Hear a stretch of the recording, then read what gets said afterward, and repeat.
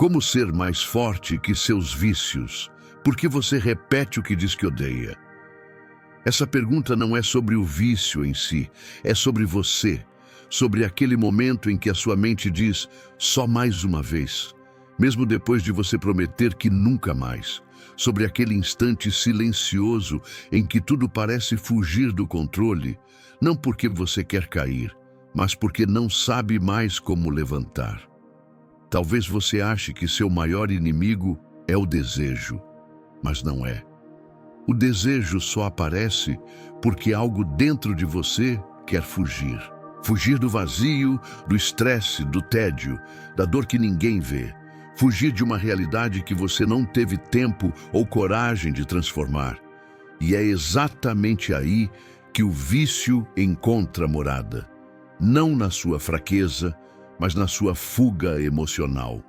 A verdade, você não perde para o vício no momento do ato, você perde no momento da fuga. Quando, ao invés de encarar o que sente, você escolhe anestesiar.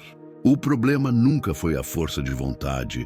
O problema é que você vem tentando usar força onde precisa usar clareza. Hoje, você não vai ouvir mais uma palestra sobre parar ou resistir. Você vai descobrir por que se sente preso, mesmo querendo se libertar. Vai entender que força de vontade é um músculo fraco quando não há consciência por trás. E que a saída não é ser mais duro consigo mesmo, é ser mais honesto com o que está acontecendo dentro. A libertação que você procura não é lutar contra o vício, é parar de fugir de si mesmo. E tudo começa aqui. O vício não começa quando você acende o cigarro, abre a aba proibida ou mergulha em mais uma dose de distração. Ele começa muito antes. Começa naquele instante invisível em que algo aperta por dentro, um desconforto que nem sempre tem nome, um nó silencioso de ansiedade, de cansaço, de tédio, de raiva. É nesse espaço escuro e nebuloso que o gatilho é puxado. E quase ninguém percebe. A mente condicionada reage. Isso vai aliviar, e alivia por segundos. Mas logo depois, a culpa chega, a vergonha, a sensação de impotência. E essa dor nova alimenta o ciclo novamente. O vício não é o vilão, ele é o sintoma, a reação automática de um sistema interno que não aprendeu outro jeito de lidar com o que sente. Porque você não foi ensinado a pausar, foi ensinado a correr. A lógica do cérebro é simples. O que me tira da dor é o que me protege, mesmo que isso esteja te destruindo. O vício se mascara de alívio, mas é um alívio que cobra juros. Quanto mais você foge, mais você entrega poder ao hábito. E quanto mais ele te dá alívio, mais ele rouba a sua liberdade. Não é falta de caráter, não é fraqueza, é um circuito emocional que se repete. Como um roteiro inconsciente que roda toda vez que o desconforto aparece. E quanto mais você tenta parar a força, mais esse roteiro se reforça. Porque ele não foi escrito com lógica, foi escrito com emoção. O seu inimigo não é o prazer, é o desconforto que você não aprendeu a enfrentar, é a ausência de estratégia emocional, é não saber o que fazer com o vazio quando ele chega. E enquanto você tentar vencer o sintoma, o ciclo vai continuar voltando. Você quer parar? Pare de olhar só para o que você faz. Comece a olhar para o que sente antes de fazer.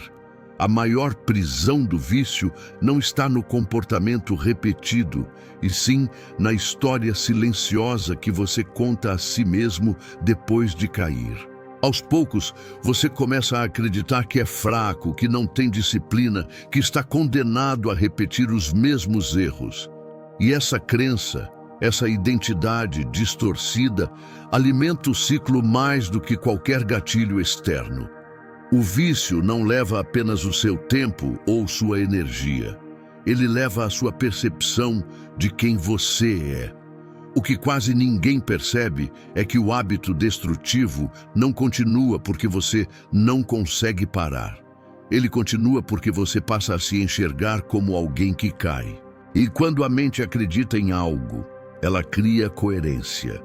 Mesmo que isso te destrua, você começa a agir como quem acredita ser. Uma pessoa que se vê como indisciplinada sempre encontrará uma desculpa para não tentar de verdade. Uma pessoa que se vê como derrotada sempre sentirá que não adianta mudar. Assim, o vício se torna menos um comportamento e mais uma identidade emocional. A força não some, ela apenas fica sufocada debaixo das camadas de autocrítica. O problema não é cair, é o que você diz para si depois que cai. É o tom da sua voz interna, mais cruel que qualquer vício. É o momento em que você faz da queda uma definição, em vez de tratá-la como um episódio. Quando você começa a reprogramar a forma como se enxerga, o vício perde uma das suas maiores armas, porque você deixa de ser o personagem que sempre volta ao ponto inicial. Você se torna alguém que decide, que escolhe, que age com consciência. Você para de lutar com o comportamento e começa a reconstruir o eu que observa esse comportamento. O vício confunde a sua identidade ao ponto de você esquecer que já foi forte antes, que já venceu coisas piores, que já insistiu quando ninguém acreditou. A recuperação não começa quando você para de fazer algo.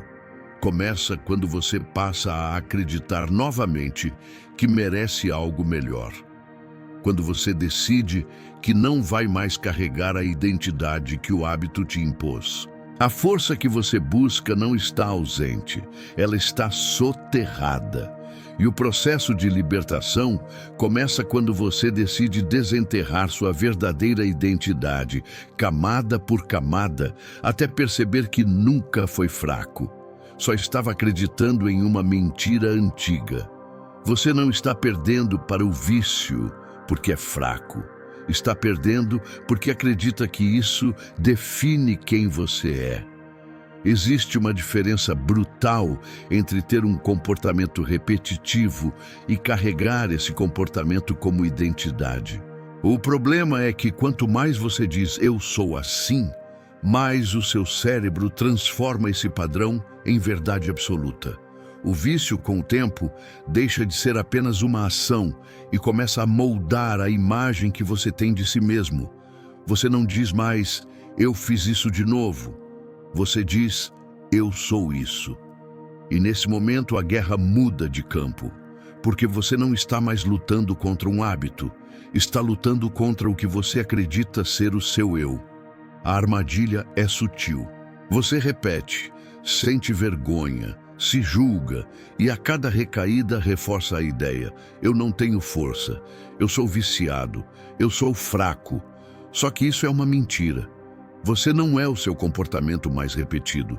Você é o que escolhe acreditar sobre si mesmo depois do erro. A verdadeira prisão do vício não está na substância, no hábito ou na ação. Está na identidade que você assume por causa disso. Você não vence o vício quando consegue se controlar por um dia. Você começa a vencê-lo quando olha no espelho e para de se identificar com ele.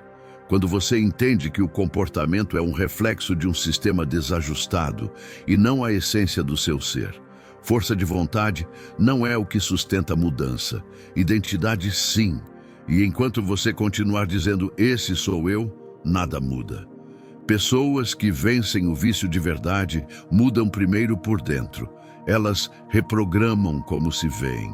Param de repetir frases como "eu sou ansioso", "eu sou compulsivo", "eu sou desorganizado" e começam a afirmar uma nova identidade.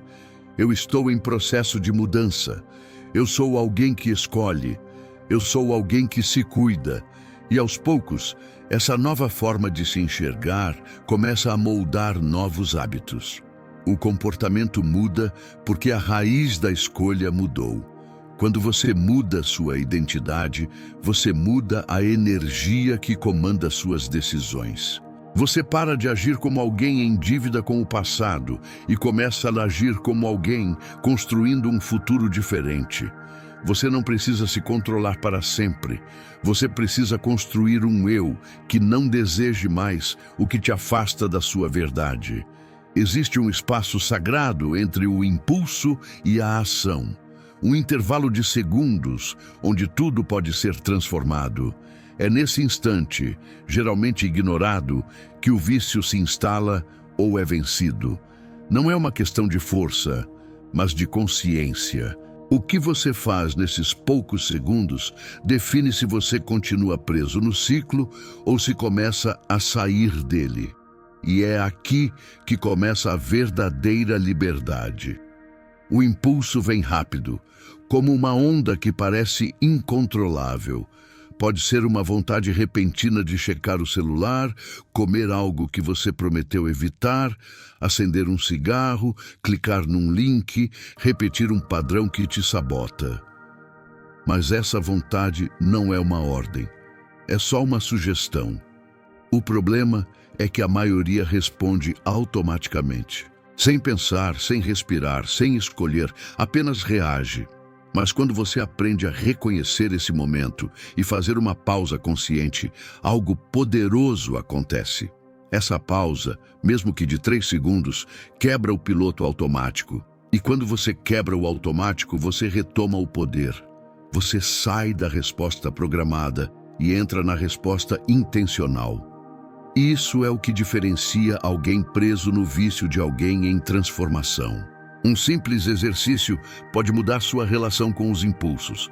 Quando a vontade surgir, pare, respire fundo, não lute, apenas observe. Diga mentalmente o que está acontecendo. Estou sentindo vontade de repetir o padrão. Estou ansioso, estou com medo, estou tentando fugir. Nomear o impulso é o primeiro passo para desarmá-lo, porque o que é nomeado pode ser entendido, e o que é entendido pode ser transformado. Esse espaço entre o sentir e o agir é onde nasce a força verdadeira. Não é resistência, é escolha. Você não precisa ser um herói o tempo todo, só precisa aprender a respirar antes de agir. É nesse respiro que a versão mais forte de você começa a surgir, porque não reagir automaticamente é mais forte do que resistir na marra. Quem apenas resiste, cansa. Quem escolhe, transforma. E mais importante, essa pausa não precisa ser perfeita.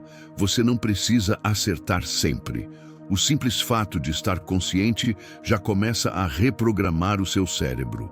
Cada vez que você observa, nomeia e decide conscientemente, mesmo que depois ainda caia, você fortalece uma nova rede neural. Você está treinando seu cérebro para a liberdade. Um pequeno espaço hoje, uma nova vida amanhã. Você pode ter a melhor das intenções ao acordar. Pode escrever afirmações, visualizar uma vida nova, fazer promessas para si mesmo.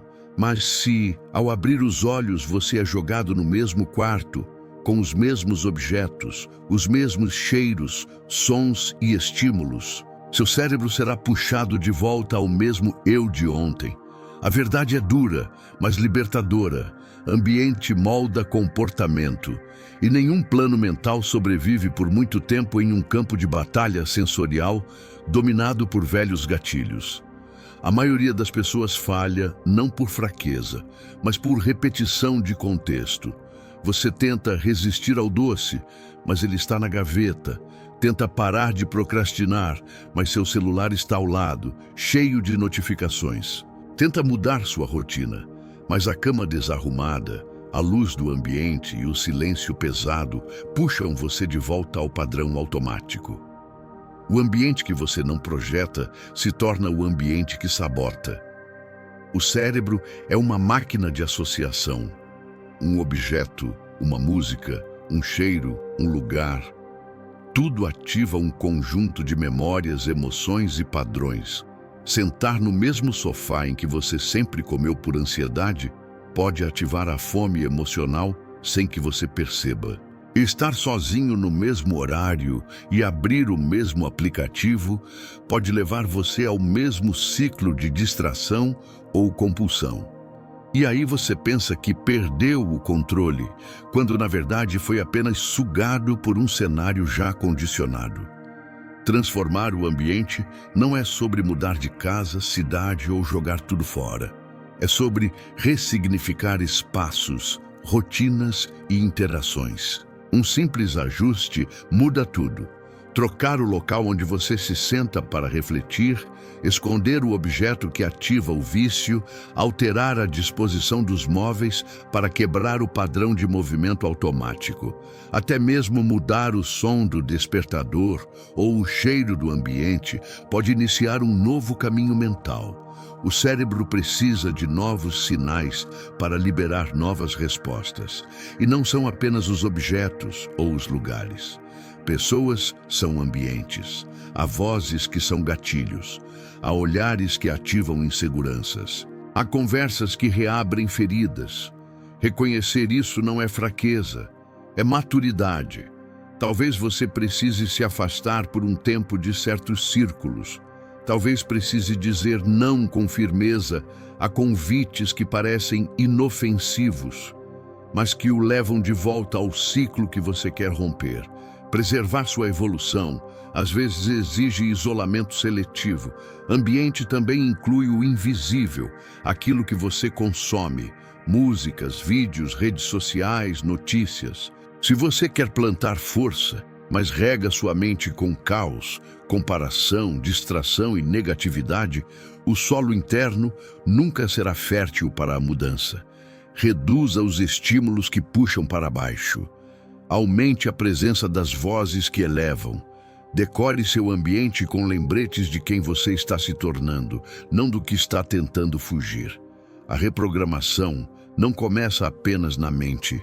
Começa no lugar onde a mente desperta. Por isso, mude seu ambiente, mesmo que em detalhes pequenos. Porque cada vez que você entra em um espaço que fortalece sua decisão, você se lembra que não está preso. Você está em construção. Porque algo que te machuca ainda atrai você. Porque mesmo depois de decidir mudar, ainda existe uma parte que volta. A resposta não está na sua fraqueza, está na recompensa invisível que o vício oferece. Porque, por mais destrutivo que seja, ele entrega algo que você está buscando no fundo: alívio, controle, distração, conforto, mesmo que seja por 5 minutos, mesmo que custe caro depois. O cérebro humano é uma máquina de sobrevivência e, acima de tudo, de recompensa. Ele aprende rapidamente a associar ações a sensações. Se algo traz alívio imediato, mesmo que provoque culpa depois, o sistema registra como uma solução funcional. Não ideal, mas funcional. E isso é o bastante para reforçar o ciclo. Você não se torna viciado pelo que o hábito oferece, mas pelo que ele promete entregar nos seus momentos mais frágeis. Quando você recorre a um vício, está tentando fugir de uma dor. Talvez solidão, talvez pressão, talvez um vazio existencial difícil de nomear. E o vício se apresenta como uma anestesia. Não cura, apenas adormece. Mas esse adormecer tem um custo. Cada vez que você anestesia, você adia.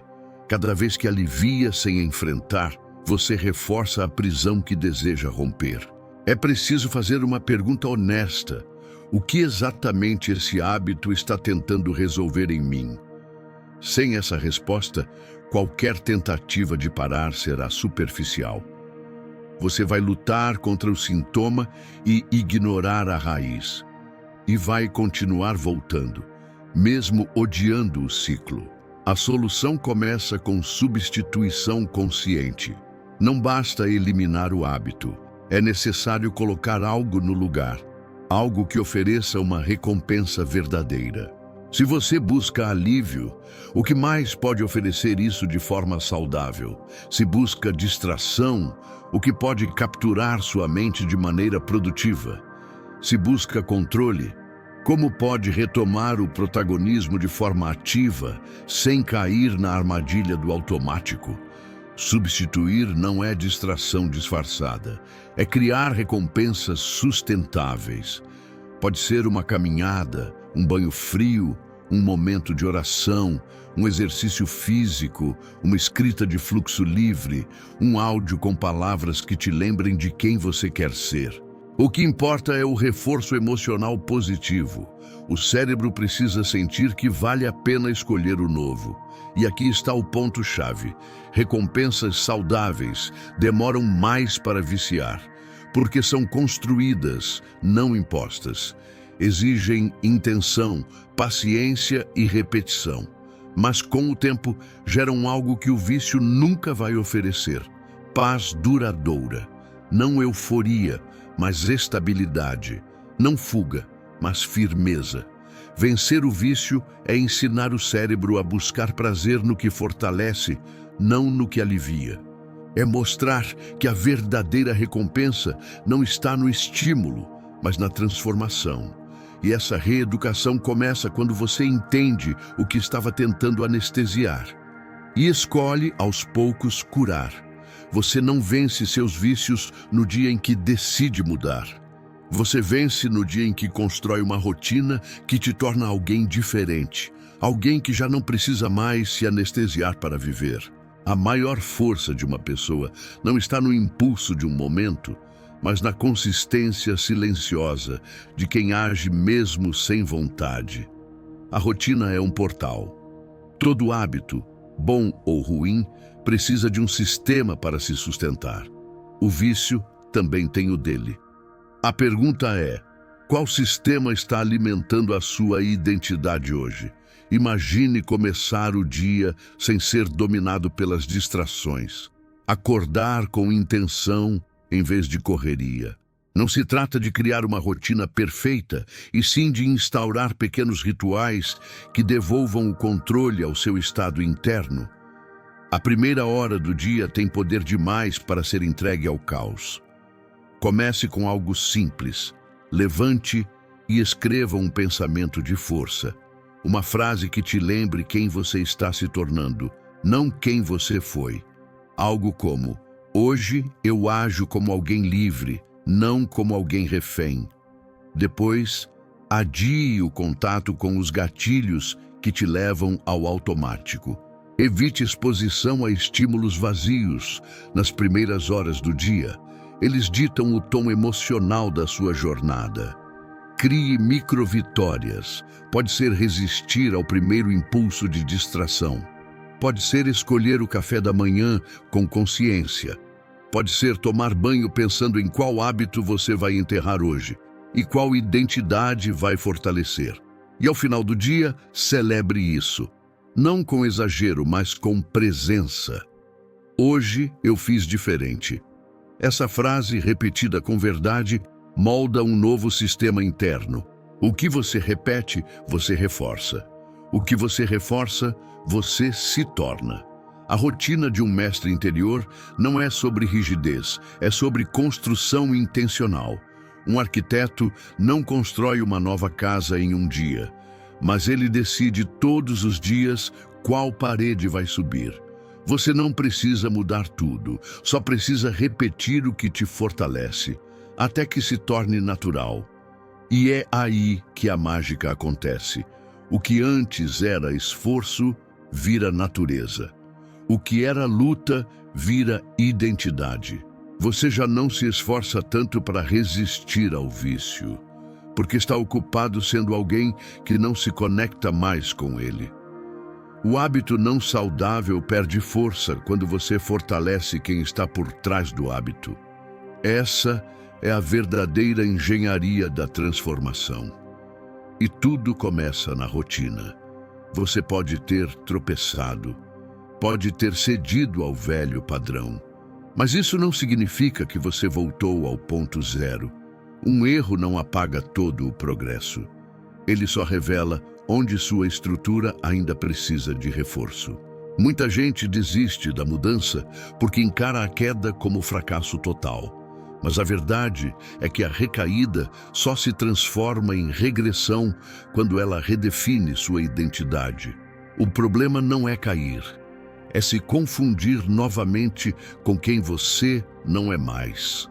Há uma diferença brutal entre dizer eu falhei e dizer eu sou um fracasso. A primeira frase abre caminho para a correção, a segunda para a desistência. Repare, quando você sente culpa depois de ceder ao vício, essa culpa não corrige o erro. Ela apenas prolonga o ciclo. Culpa drena energia, sabota o foco e alimenta pensamentos destrutivos como não adianta, sou sempre assim, nada muda. Responsabilidade é diferente. Responsabilidade diz, sim, eu fiz, e agora eu escolho o que vem depois. Você não precisa esperar se sentir forte para recomeçar. O retorno mais poderoso é aquele que vem logo após o erro. Não porque você está confiante, mas porque decidiu que o erro não tem mais permissão para te definir. A queda, quando encarada com lucidez, se torna uma bússola. Ela aponta para os momentos em que você ainda age no automático. E ao invés de se esconder da dor, você aprende a usar a dor como mapa. Então, da próxima vez que escorregar, não se questione se está tudo perdido. Pergunte, o que isso revela sobre meu sistema? O que posso ajustar amanhã para não repetir o padrão? Essa pergunta te liberta, porque te devolve o controle. Você não precisa da ilusão de perfeição. Você precisa da prática da presença, e presença é: errei, mas estou aqui. Caí, mas ainda me escolho. Vacilei, mas volto com mais clareza do que nunca. A nova identidade que você está construindo não é imune à falha, mas é inabalável diante dela.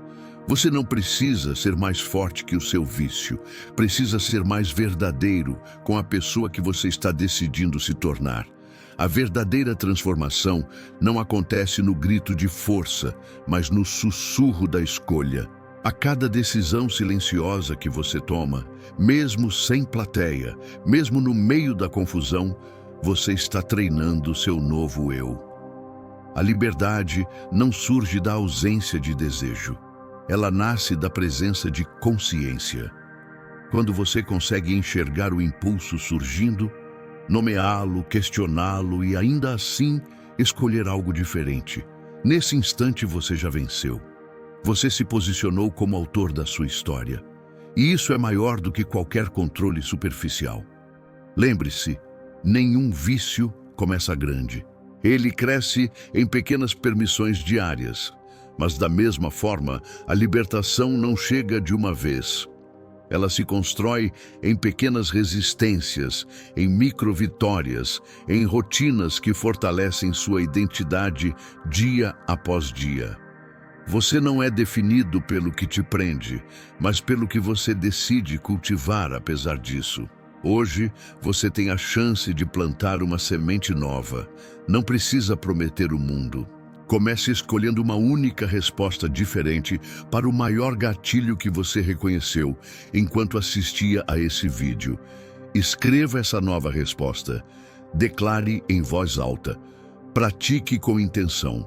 E amanhã, faça isso de novo, até que essa escolha se torne parte de você. Seu passado pode explicar o padrão, mas não determina seu destino. A partir de agora, a pergunta não é como eu paro com esse vício, e sim, quem eu estou me tornando toda vez que digo sim a mim mesmo e não ao automático. Você já começou essa jornada, e só o fato de estar aqui, consciente, buscando respostas que vão além da superfície, já é uma prova da sua força. Se esse vídeo falou com você, deixa seu like, se inscreve no canal e compartilha com alguém que também está lutando para recuperar o controle da própria vida. Cada escolha conta, cada nova atitude reconstrói. Até o próximo.